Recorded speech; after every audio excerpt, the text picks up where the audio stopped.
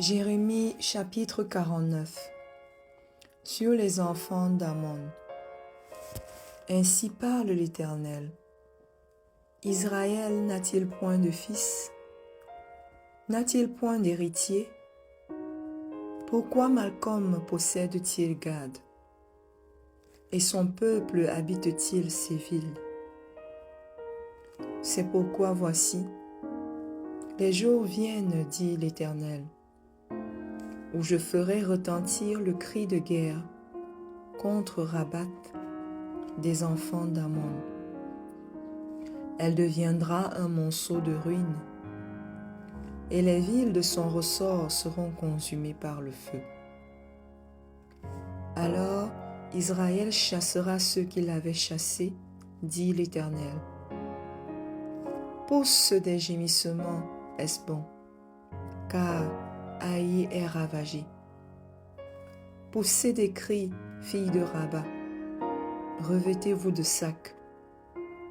Lamentez-vous et courez ça et là le long des murailles. Car Malcolm s'en va en captivité avec ses prêtres et avec ses chefs. Pourquoi te glorifies-tu de tes vallées? Ta vallée se fond, fille rebelle. Qui te confiait dans tes trésors? Qui viendra contre moi? Voici, je fais venir sur toi la terreur, dit le Seigneur l'Éternel des armées. Elle viendra de tous tes alentours.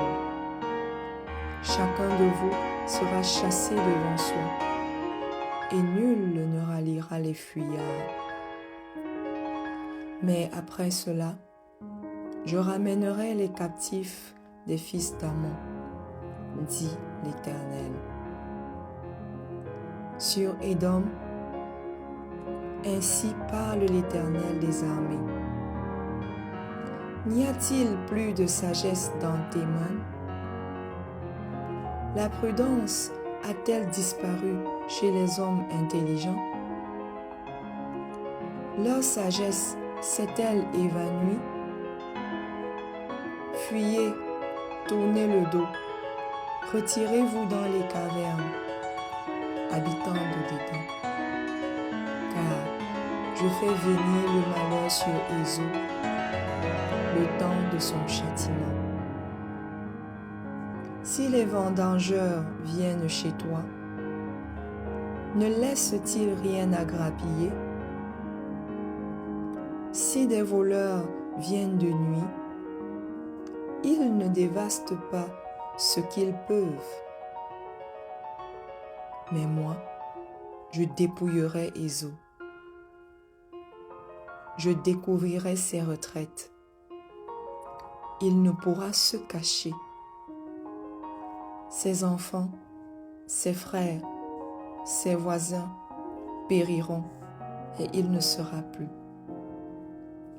Laisse tes orphelins, je les ferai vivre, et que tes veuves se confient en moi. Car ainsi parle l'Éternel. Voici, ceux qui ne devaient pas boire la coupe la boiront. Et toi, tu resterais impuni? Tu ne resteras pas impuni, tu la boiras. Car je le jure par moi-même, dit l'Éternel.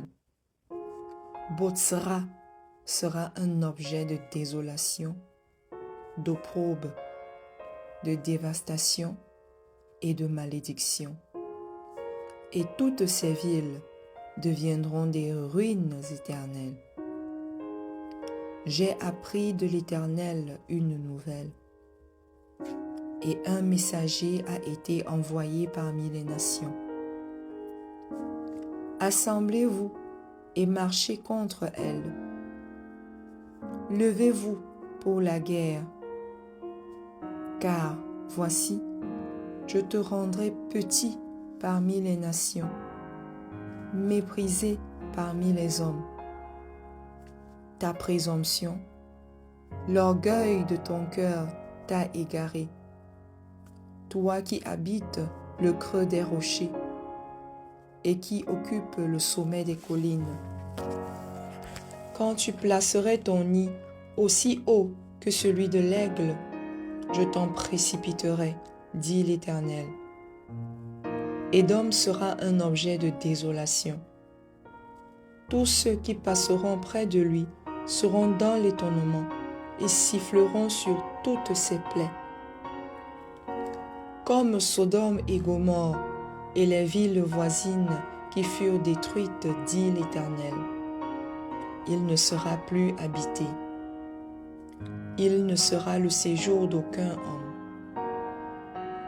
Voici, tel qu'un lion, il monte des rives orgueilleuses du Jourdain contre la demeure forte. Soudain, j'en ferai fuir Édom, et j'établirai sur elle celui que j'ai choisi. Car qui est semblable à moi? Qui me donnera des ordres? Et quel est le chef qui me résistera?